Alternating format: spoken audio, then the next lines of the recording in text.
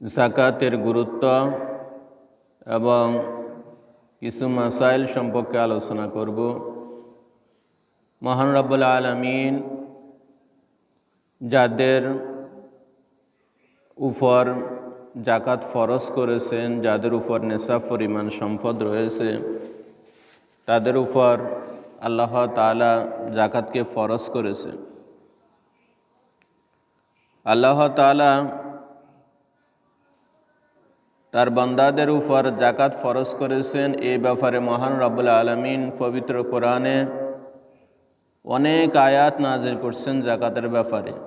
যত জায়গার মধ্যে নামাজের কথা বলেছেন, তত জায়গার মধ্যে আল্লাহ তাআলা যাকাতের কথাও বলেছেন। আল্লাহ তাআলা বলেছেন, ওয়াকিমুস সালাতা ওয়া আতুজ যাকাতা ওয়ারকাউ মা'আর রাকিঈন। তোমরা নামাজ প্রতিষ্ঠা করো, যাকাত প্রদান করো, আর রুকুকারীদের সাথে রুকু করো। এই আয়াতের মাধ্যমে আল্লাহ তাআলা আমাদের উপর যাকাত ফরজ সেটা বলে দিয়েছেন যে তোমরা নামাজ প্রতিষ্ঠা করবে এবং যাকাত প্রদান করবে, এটা তোমাদের উপর ফরজ। আল্লাহ তাআলা এটা আমাদের উপর ফরজ করে দিয়েছেন। আল্লাহ রাসূল সাল্লাল্লাহু আলাইহি ওয়াসাল্লাম উনার এক হাদিসের মধ্যে আল্লাহ রাসূল বলেছেন, বুনিয়াল ইসলামু খামসিন আলা খামসিন শাহাদাতিন আল্লা ইলাহা ইল্লাল্লাহ ওয়া আন্না মুহাম্মাদুর রাসূলুল্লাহ ওয়া আকিমুস সালাতা ওয়া আতুজ যাকাতা ওয়াল হজ্জ ওয়া সাওমি রমাদান। আল্লাহ রাসূল বলেছেন, ইসলামের বুনিয়াদ হচ্ছে 5টি। 1 নম্বর বুনিয়াদ হচ্ছে এই কথা সাক্ষ্য দেওয়া যে আল্লাহ ছাড়া কোনো ইলাহ নেই, মুহাম্মাদুর রাসূলুল্লাহ সাল্লাল্লাহু আলাইহি ওয়াসাল্লাম আল্লাহ তাআলা রাসূল। ওয়া ইকামিস সালাহ, নামাজ প্রতিষ্ঠা করা, ওয়া ইতাইজ যাকাত, যাকাত প্রদান করা, ওয়াল হজ্জ ওয়া সাওমি রমাদান, হজ করা এবং রমজান মাসে রোজা রাখা। এই হাদিসের মধ্যে ইসলামের বুনিয়াদের যে 5টি, তার মধ্যে 4th নম্বর বুনিয়াদ হচ্ছে, স্তম্ভ হচ্ছে যাকাত প্রদান করা। আল্লাহ তাআলা এই যাকাত ফরজ করেছেন কোরআনের মাধ্যমে। আল্লাহ তাআলা বলেছেন, আল্লাহ রাসূল হাদিসের মাধ্যমে এইভাবে আমাদেরকে বলেছেন। এজন্য আমরা আল্লাহ তাআলার এই হুকুম নির্দ্বিধায় পালন করতে হবে। এখন আমরা যদি আল্লাহ তাআলার এই হুকুম পালন করি, আল্লাহ তাআলা আমাদেরকে জন্য, যারা যাকাত প্রদান করবে তাদের জন্য কি পুরস্কার রাখছেন। আল্লাহ তাআলা বলতেছেন, ইয়া আইয়ুহাল্লাযীনা আমানু ওয়া আমিলুস সালিহাতি ওয়া আকামুস সালাতা ওয়া আতুজ যাকাতা লাহুম আজরুহুম ইনদা রাব্বিহিম ওয়া লা খাউফুন আলাইহিম ওয়া লা হুম ইয়াহজানুন। যারা ঈমান এনেছে, আমলে সালেহ করেছে এবং নামাজ প্রতিষ্ঠা করেছে, যাকাত প্রদান করেছেন, আল্লাহ তাআলা বলতেছেন, লাহুম আজরুহুম ইনদা রাব্বিহিম, তাদের জন্য তাদের প্রতিপালকের নিকট রয়েছে পুরস্কার, প্রতিদান। এবং ওয়ালা খাউফুন আলাইহিম ওয়ালা হুম ইয়াহজানুন, পরকালে তাদের কোনো ভয় নেই, কোনো চিন্তার কারণ নেই। তারা নির্দ্বিধায় জান্নাতে প্রবেশ করতে পারবে যাদের উপর যাকাত ফরজ হয়েছে। আর ওই যাকাতের যথাযথভাবে যারা যাকাত আদায় করেছেন, আল্লাহ তাআলা এই যাকাত আদায় করার কারণে তাদেরকে সেদিন পুরস্কৃত করবেন। এবং আল্লাহ তাআলা আরো আয়াতের মধ্যে বলেছেন, ওয়া আকামুস সালাতা ওয়া আতুজ যাকাতা ওয়া আতিউল্লাহ রাসূলা লাআল্লাকুম তুরহামুন।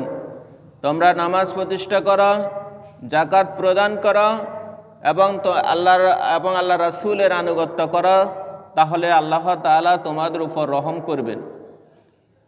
এবং আল্লাহ তাআলা আরো আয়াতের মধ্যে বলেছেন, ইয়া আইয়ুহাল্লাযীনা আমানু ওয়া আকিমুস সালাতা ওয়া আতুজ যাকাতা ওয়া মা তুকদ্দিমু লিআনফুসিকুম মিন খাইরিন তাজিদুহু ইনদাল্লাহ। তোমরা নামাজ প্রতিষ্ঠা করো, যাকাত প্রদান করো এবং তোমরা নিজেদের জন্য অগ্রে তথা পরকালের জন্য কিছু আমল জোগাড় করো, কিছু পাঠাও, তাহলে এর প্রতিদান তোমরা আল্লাহ তাআলার নিকট পাইবে।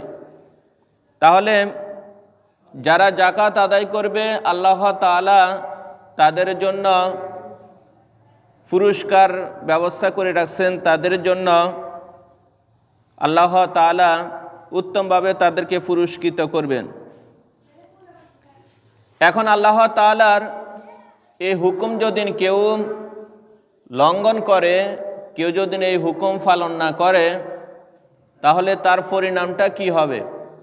আল্লাহ রাসূল সাল্লাল্লাহু আলাইহি ওয়াসাল্লাম বলেছেন, কেউ যদি জাকাত ফরজ হওয়ার পরে সে যদি জাকাত প্রদান না করে, তাহলে তার এই সম্পদ, তার এই টাকা পয়সা কিয়ামতের দিন সর্প আকারে ধারণ করবে, এবং যে সর্প, যে সাপটা হবে সেটা হবে অত্যন্ত বিষাক্ত সর্প। এই সম্পদগুলার সকল আকৃতি একসাথ করে একটা সাপের আকৃতি করে সাপ বানিয়ে তার গলার মধ্যে ফেঁসিয়ে দেওয়া হবে, আর ওই সাপ তার দুই চোয়ালের মধ্যে এভাবে ঠোকরাইতে থাকবে, তাকে দংশন করতে থাকবে। সেদিন তার পরিণাম হবে অত্যন্ত ভয়াবহ। এছাড়া হযরত আবু বকর রাদিয়াল্লাহু তাআলা আনহু বলেছেন, যে ব্যক্তি নামাজ এবং জাকাতের মধ্যে পার্থক্য করবে, আমি তার ব্যাপারে যুদ্ধ ঘোষণা করলাম।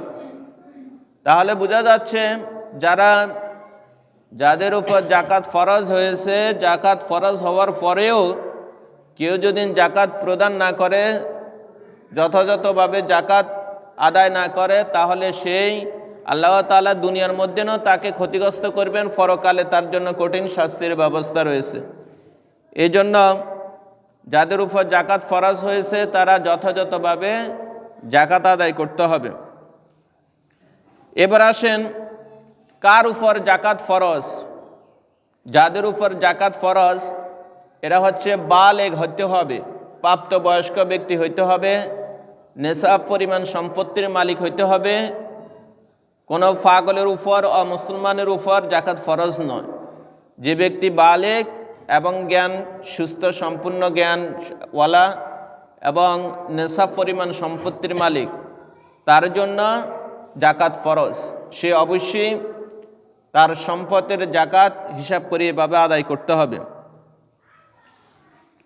এরপর আসেন, যে জিনিসের জাকাত ফরজ, আল্লাহ তাআলা সব সম্পদের উপর আমাদের জন্য জাকাত ফরজ করেননি। ৬০টা জিনিসের উপর আল্লাহ তাআলা জাকাত ফরজ করেছে। ১ নম্বর হচ্ছে সোনা রূপা, ২ নম্বর হচ্ছে টাকা পয়সা, ৩ নম্বর হচ্ছে পালিত পশু, ৪ নম্বর হচ্ছে ব্যবসায়িক পণ্য। এই ৬০টা জিনিসের উপর জাকাত প্রদান করা ফরজ। বাকি যেমন আপনার আসবাবপত্র ঘরের মধ্যে খাট, পালং, সোফা, এরপরে ফ্রিজ বা এভাবে যত কিছু রয়েছে আপনার ঘরের মধ্যে, এসি থেকে শুরু করে মানে সব ধরনের ব্যবহার সামগ্রী যত কিছু রয়েছে, এই সমস্ত এগুলার জাকাত প্রদান করতে হবে না। শুধু ৬০টা জিনিসের আপনি জাকাত প্রদান করতে হবে। ১ নম্বর হচ্ছে আপনার সোনা রূপা, ২ নম্বর হচ্ছে টাকা পয়সা, ৩ নম্বর হচ্ছে আপনার পালিত পশু, আর ৪ নম্বর হচ্ছে ব্যবসায়িক পণ্য, ব্যবসায়িক মাল সামানা যেগুলা নেশাব পরিমাণ আছে সেগুলার আপনি জাকাত দিতে হবে। এবার আসেন নেশাবের পরিমাণ। আমরা যে এই সম্পদের কি পরিমাণ সম্পদ হইলে পরে আপনার উপর জাকাত ফরজ। বর্তমানে এটা নেশাবটা হচ্ছে এই স্বর্ণ হচ্ছে ৭.৫ তোলা, আর রৌপ্য হচ্ছে ৫.৫ তোলা। কারো কাছে ৭.৫ তোলা স্বর্ণ, ৭.৫ তোলা মানে ৭.৫ ভরি, আর ৫.৫ তোলা রৌপ্য তথা ৫.৫ তোলা ভরি রৌপ্য কারো কাছে যদি থাকে তার উপর জাকাত ফরজ। সেই জাকাত আদায় অবশ্যই করতে হবে। এখন এই সম্পত্তিটা নেশাবের পরিমাণটা আপনার কারো কাছে যদি ৭.৫ তোলা স্বর্ণ নাই, অথবা ৫.৫ তোলা স্বর্ণ রৌপ্য নাই, কিন্তু এর সম পরিমাণ টাকা আছে, তাহলে তার উপরে জাকাত ফরজ। এখন কারো কাছে ধরেন ১ ভরি স্বর্ণ আছে, আবার এই রূপা মানে রূপা ৫.৫ পরিমাণ টাকা আছে, শাহী 52 ভরি রূপার পরিমাণ টাকা আছে, কিন্তু স্বর্ণ আছে মাত্র 1 ভরি। তাহলে তার টোটাল টাকার হিসাব করি সে জাকাত প্রদান করতে হবে। এখানে ফোকায়ে কেরাম যারা রয়েছেন তারা যে হিসাবটা করেছেন সেটা হচ্ছে মানে 7.5 তোলা স্বর্ণ অথবা বলা হয়েছে অথবা মানে 52 তোলা রৌপ্য তার সমপরিমাণ টাকা যদি থাকে তাহলে তার উপর জাকাত ফরজ। এখন 7.5 তোলা স্বর্ণ নাই, ঠিক আছে, কিন্তু আপনার কাছে 52 ভরি মানে 52 তোলা রূপা পরিমাণ টাকা আছে। এখন 52 ভরি রূপার দাম কত? বর্তমান বাজার মূল্য হচ্ছে 1 ভরির মূল্য হচ্ছে ধরেন 4,500 টাকা করে রূপ। তাহলে আপনি যদি এটাকে 52 দিয়ে পূরণ করে তাহলে আপনার 2,36,000 টাকা। মানে কারো কাছে যদি বর্তমানে 2,36,000 টাকা তার হ্যান্ড ক্যাশ থাকে বা অন্য কোনো ব্যাংক ব্যালেন্স থাকে অথবা যেভাবে সে যে কোনো জায়গার মধ্যে জমানো থাকে, তাহলে তার উপর জাকাত ফরজ। সে নেশাব পরিমাণ সম্পত্তির মালিক হয়েছে, সে অবশ্যই জাকাত প্রদান করতে হবে। এখন এই নেশাব পরিমাণ যে সম্পদ আপনার কাছে এখন 2,36,000 টাকা আছে বা এর সম পরিমাণ স্বর্ণরৌপ্য রয়েছে, তাহলে আপনার উপর জাকাত ফরজ। এখন এই জাকাত ফরজটা কি পরিমাণ, মানে কতদিন সময় হলে আপনার উপর জাকাত ফরজ হবে? এটার সময় হচ্ছে 1 বছর। ওই টাকাটা আপনার কাছে দীর্ঘ 1 বছর থাকতে হবে। 1 বছরে যদি কম থাকে তাহলে আপনার উপর জাকাত ফরজ নয়। ওই পরিমাণ টাকা, ওই পরিমাণ সম্পদ আপনার কাছে দীর্ঘ 1 বছর থাকতে হবে। এখন ধরেন 1 বছর আপনার কাছে এই পরিমাণ টাকা আছে, 1 বছর থাকার পরে এরপরে ধরেন আপনার কিছু টাকা আবার পরবর্তীতে যোগ হয়েছে। 1 বছরের পরে ধরেন আপনার কাছে আরও 2 লাখ টাকা আসছে। আজকে 1 বছর ধরেন আপনার পূরণ হয়েছে, এখন আজকে আপনি আবার 2 লাখ টাকার মালিক হয়েছে। তাহলে এখন 2 লাখ টাকা যদি মালিক হন তাহলে এই 2 লাখ টাকা তো আপনার নতুন, মানে এখনও তো এগুলো 1 বছর হয় না। এখন কি এগুলার জাকাত দিতে হবে কি না? হ্যাঁ, এগুলার জাকাতও দিতে হবে।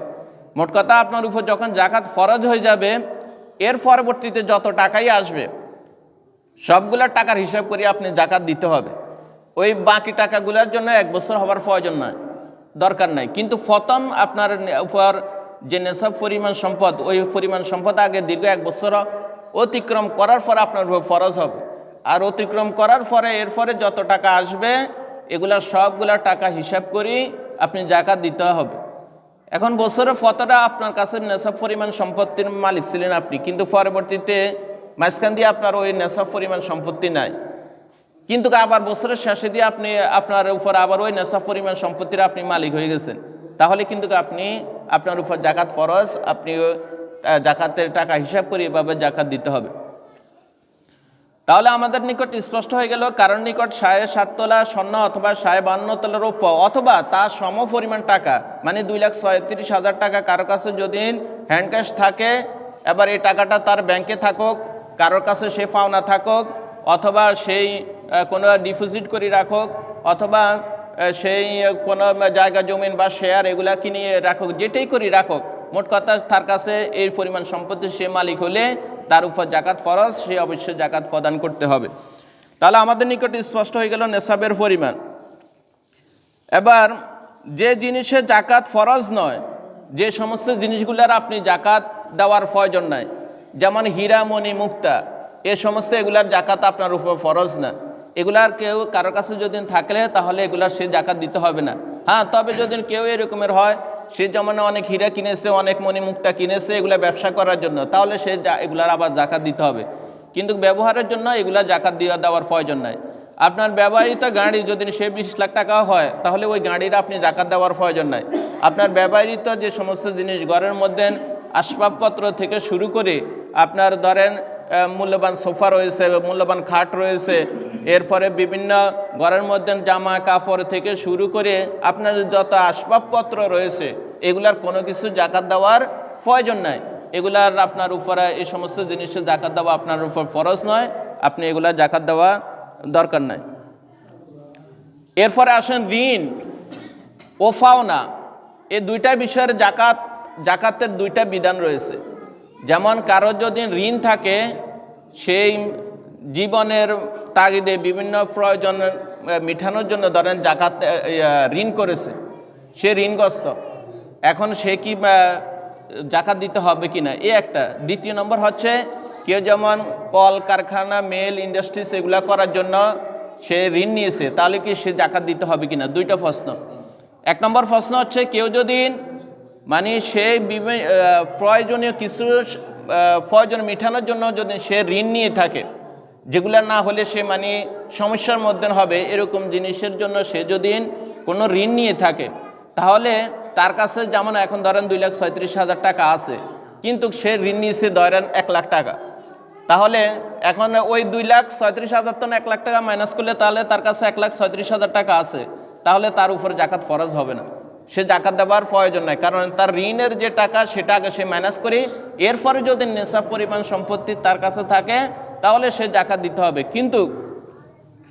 কিন্তু যদি সেই ওই আপনার টাকাটা যদি যে নেশাব পরিমাণ না হয় তাহলে সে জাকাত দেওয়ার প্রয়োজন নাই, এই কারণে এটা খেয়াল রাখতে হবে, এ একটা। আর দ্বিতীয় প্রশ্নটা হচ্ছে যদি কেউ যেমন মেল করার জন্য কল কারখানা, গার্মেন্টস, ইন্ডাস্ট্রিজ এই সমস্ত এগুলা করার জন্য সে লাখ লাখ টাকা ধরেন ঋণ নিছে, কিন্তু এই ঋণের ক্ষেত্রে সে জাকাত থেকে সে কোনো অবস্থাতে কারচুপি করতে পারবে না, সে জাকাত দিতে হবে, তার সম্পত্তির মূল হিসাব করেই সেই জাকাত দিতে হবে।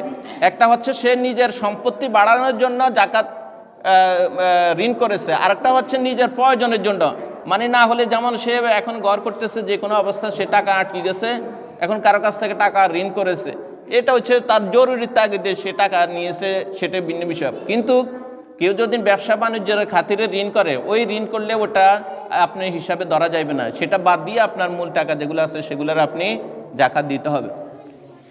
তাহলে আমরা যারা ঋণগ্রস্ত, এ ব্যাপারে বিষয়টা আমরা আমাদের নিকট ক্লিয়ার হলো। এবার আসেন কিভাবে জাকাত দিবেন। এখন জাকাত দেওয়ার জন্য জাকাতের পরিমাণ হচ্ছে যদি শতকরা মানে আপনি 2.5 টাকা করে, মোট কথা আপনার সম্পত্তি যেগুলো রয়েছে ওই সম্পত্তির 40 ভাগের 1 ভাগ, 40 ভাগ মোট কথা আপনার যত যদি 10 লাখ টাকা থাকে তাহলে এটা আপনি হিসাব করি 40 দিয়ে ভাগ দিবেন, 40 দিয়ে ভাগ দিলে যে সম্পদ বাইর হয়, যে টাকা বাইর হবে সেটা আপনি জাকাত দিবেন। আর গরুর কারোর কাছে যদি 30টা গরু থাকে তাহলে সে একটা গরু জাকাত দিতে হবে। ছাগল কারোর কাছে যদি 40টা ছাগল থাকে তাহলে সে একটা ছাগল জাকাত দিতে হবে। ওঁট কারোর কাছে 5টা থাকলে একটা ওঁট সেই এভাবে জাকাত দিতে হবে, একটা বাচ্চা ওঁট এভাবে জাকাত দিতে হবে। তাহলে আমরা এভাবে জাকাত দিব, যে সম্পত্তির এভাবে হিসাব করি জাকাত দিব। তবে জাকাত দেওয়ার ক্ষেত্রে একটা জিনিস লক্ষ্য রাখতে হবে, যে আপনি জাকাত দেওয়ার ক্ষেত্রে হিসাব না করে যদি জাকাত প্রদান করেন আপনার জাকাত আদায় হবে না। মানে আপনার সম্পত্তি হিসাব করেননি, আপনি আন্দাজে মানে কিছু টাকা দিয়ে দিলেন, তাহলে আপনার কি হবে না, জাকাত আদায় হবে না। আপনি মূল সম্পত্তির হিসাব করে যথাযথভাবে হিসাব করে তারপরে আপনি এগুলা জাকাতের টাকা দিবেন, তবে কম দিতে পারবেন না। জাকাতের যে টাকা আসছে আপনার সে টাকায় দিতে হবে, কম দিতে পারবেন না, বরং বেশি দিলে সওয়াব আরও বেশি হবে, কিন্তু কোনো অবস্থাতে কম দেওয়া যাবে না। তাহলে আমরা এই বিষয়টা খেয়াল করি, অবশ্যই জাকাত দিব। এরপরে আসেন নিয়ত করা। আপনি যে জাকাতের টাকাটা প্রদান করবেন, এই টাকা প্রদান করার আগে মনে মনে নিয়ত করতে হবে যে আমি এটা জাকাত হিসাবে টাকাটা দিতেছি। কিন্তু আপনি যদি নিয়ত ছাড়া কাউকে এমনি টাকা দিয়ে দিচ্ছেন, পরবর্তীতে নিয়ত করছেন, সেটা হবে না। আপনি আগে নিয়ত করে নিতে হবে যে আমি, তাকে বলার দরকার নাই, যাকে মানে টাকা দিবেন বা টাকার পরিবর্তে তাকে কিছু গিফট দিলেন, কিন্তু আপনি এরকম ব্যক্তিকে দিলেন যে অসহায় গরিব কিন্তু আপনার নিকট আত্মীয়, কিন্তু তাকে আপনার জাকাতের টাকার কথা বলতে পারেন না, বলার দরকার নাই, কিন্তু আপনি মনে মনে কি থাকতে হবে, নিয়ত রাখতে হবে যে আমি এটা জাকাত বাবদ তাকে দিতেছি। কিন্তু আপনি নিয়ত না করি তাকে দিয়ে দিলেন, তাহলে এটা আপনার জাকাত আদায় হবে না। আপনি মনে মনে আগে কি করতে হবে, নিয়ত করে নিতে হবে যে আমি এটা জাকাতের টাকা থেকে আমি তাকে দিতেছি, এটা মনে মনে অবশ্যই নিয়ত করে নিতে হবে। এরপর আসেন এবার জাকাত কাদেরকে দিবেন, কারা জাকাত পাওয়ার যোগ্য। আল্লাহ তাআলা পবিত্র কোরআনে বলছেন, ইন্নামাস সাদাকাতু লিল ফুকারাই ওয়াল মাসাকিনি ওয়াল আমিলিনা আলাইহা ওয়া মুআল্লাফাতি কুলুবুহুম ওয়া ফির রিকাবি ওয়াল গারিমিনা ওয়া ফি সাবিলিল্লাহি ওয়া ইবনিস সাবিল ফারিদাতুম মিনাল্লাহ আল্লাহু আলিমুন হাকিম। আল্লাহ তাআলা এই আয়াতের মধ্যে বলে দিয়েছেন, নিশ্চয়ই এ সদকা মানে জাকাত আল্লাহ তাআলা 8 ধরনের ব্যক্তির উপর মানে আদায় করার কথা বলেছেন। 8 ধরনের ব্যক্তিকে জাকাত আদায় করার খাত হচ্ছে 8টা। কয়টা? 8টা। 1 নম্বর হচ্ছে ফকির, 2 নম্বর হচ্ছে মিসকিন, 3 নম্বর হচ্ছে আপনার এই কর্মচারী, মানে জাকাত আদায়ের যারা কর্মচারী তারা, 4 নম্বর হচ্ছে যারা ইসলামের জন্য আকৃষ্ট করার জন্য কোনো মুসলিমকে আপনি যদি এইভাবে টাকা পয়সা দেন তাদের। এরপরে 5 নম্বর হচ্ছে অলগরিমিন, যারা ঋণগ্রস্ত, এই ঋণগ্রস্তদেরকে জাকাত দেওয়া এটা সওয়াব বেশি, কারণ সে আপনি এই টাকাটা দান করার কারণে সেই ঋণ আদায় করার একটা বোঝা থেকে সে মুক্তি হলো, এই কারণে এটা সওয়াব বেশি। তারপরে বলা হয়েছে ওর রেকব, যারা দাস দাসী, মানে এখন তো দাস দাসীর ফতা নাই, যারা দাস দাসী এদেরকে মুক্তির জন্য আপনি যদি টাকা দেন তাহলে এটা অত্যন্ত সওয়াবের কাজ। এরপরে হচ্ছে এই এরপর আবনি সাবিল, আল্লাহ তাআলার রাস্তায় যারা জিহাদ করে মুজাহিদ, এদের যেমন অস্ত্র শস্ত্র বানানোর জন্য বা আল্লাহর রাস্তায় যারা জিহাদে অংশগ্রহণ করতেছে এদের জন্য আপনি জাকাত দিতে পারেন। এরপরে আপনি সাবিল, যারা মুসাফির, যারা আল্লাহর রাস্তায় বা দিনের উদ্দেশ্যে সফর করতেছে, এক জায়গা থেকে অন্য জায়গায় যাইতেছে, এই সমস্ত মুসাফিরদেরকে আপনি জাকাত দিতে পারেন। এই মোট 8 ধরনের ব্যক্তিকে আপনি জাকাত দিতে পারবেন। এই 8 ধরনের ব্যতীত আপনি যদি যেমন মসজিদে আপনি জাকাতের টাকা দান করছেন, মাদ্রাসা দান করছেন, রাস্তাঘাট, পোল, কালভার্ট বা জনহিতকর যে সমস্ত কাজ কারবার আছে এই সমস্ত এগুলোর জন্য আপনি যদি জাকাত দেন, আপনার জাকাত কি হবে না? আদায় হবে না। আল্লাহ তাআলা জাকাত আদায়ের খাতগুলো বলে দিয়েছেন, কারা জাকাত পাওয়ার যোগ্য তাদেরকে আপনি জাকাত দিতে হবে। কিন্তু আপনি এই 8 ধরনের ব্যক্তি ছাড়া আপনি যদি না অন্য কোথাও যদি জাকাতের টাকা ব্যয় করেন তাহলে আপনার জাকাত আদায় হবে না। যারা ফকির মিসকিন এটা তো আপনারা চিনেন, যারা ফকির আমাদের সমাজের মধ্যে একদিনের বেশি তার কাছে কোনো খাবার নাই, মানে একদিন 2 দিন তার যে খানা আছে এগুলো চলবে, কিন্তু অতিরিক্ত তার কোনো সম্পদ জোগানোর নাই বা জমা নাই, এরা হচ্ছে ফকির। মিসকিন হচ্ছে যারা একবার নিঃস্বয় অসহায়, যাদের পিতা মাতা নাই অথবা পিতা নাই মাতা আছে এরকমের, এদের চাইছে আপনারা এভাবে জাকাত দিতে হবে। তবে জাকাত দেওয়ার ক্ষেত্রে একটা জিনিস লক্ষ্য রাখবেন, সদকা করার ক্ষেত্রে আল্লাহ রাসূল বলছেন নিকট আত্মীয়দেরকে বেশি দান করা। যারা নিকট আত্মীয় এদেরকে দান করলে আপনার 2টা সওয়াব। একটা সওয়াব হচ্ছে আপনি আত্মীয়তার সম্পর্ক ঠিক রাখার জন্য দান করছেন, এই কারণে একটা সওয়াব পাইবেন। আর একটা সওয়াব পাইবেন আপনি তাদেরকে জাকাত দান করছেন সেই জাকাতের জন্য দান করার কারণে। এই কারণে নিকট আত্মীয়দেরকে বেশি দান করার চেষ্টা করবেন। নিকটতম আত্মীয় স্বজন কেউ যদি গরিব অসহায় দুস্থ থাকে এদেরকে দেখি এভাবে দান করবে। জাকাতের ব্যাপারে আল্লাহ তাআলা যে কোরআনের মধ্যে অনেক আয়াত নাযিল করছেন, এবং যারা জাকাত দিবে না এদের পরিণামটা অত্যন্ত ভয়াবহভাবে বলা হয়েছে। কিন্তু দুঃখের বিষয় হচ্ছে এখন আমাদের সমাজের মধ্যে যারা বিত্তবান রয়েছে, মানে যাদের উপর জাকাত ফরজ, এরা যথাযথভাবে ওইভাবে কিন্তু জাকাত আদায় করে না। যারা কোটি কোটি টাকার মালিক এরা দেখবেন সামান্য কিছু লোক দেখানোর জন্য জাকাত দেয়, লোক দেখানোর জন্য, মানুষকে দেখানোর জন্য এভাবে সিরিয়াল ধরে কাপড় দেয়। অনেক সময় এই কাপড়ের যায় মানুষে পদপিষ্ট হয়ে এভাবে তারা মারা যায়। আপনারা বিভিন্ন নিউজে দেখেন না, এইভাবে জাকাতের কাপড় নিতে যায় ঠেলাঠেলি করে ধাক্কি করে এভাবে মারা গেছে, এরকম অনেক দেখা যায়। এখন জাকাত যে প্রদান করবে তার দায়িত্ব হচ্ছে যাকে জাকাত দিবে তার ঘরে যাই তাকে জাকাত দিয়ে আসতে হবে। এটা ঠেকাটা হচ্ছে যার উপর ফরজ হয়েছে সে যে দিতে হবে তার উপর ফরজ, যার গরিব মিসকিন তার এটা ঠেকা নাই।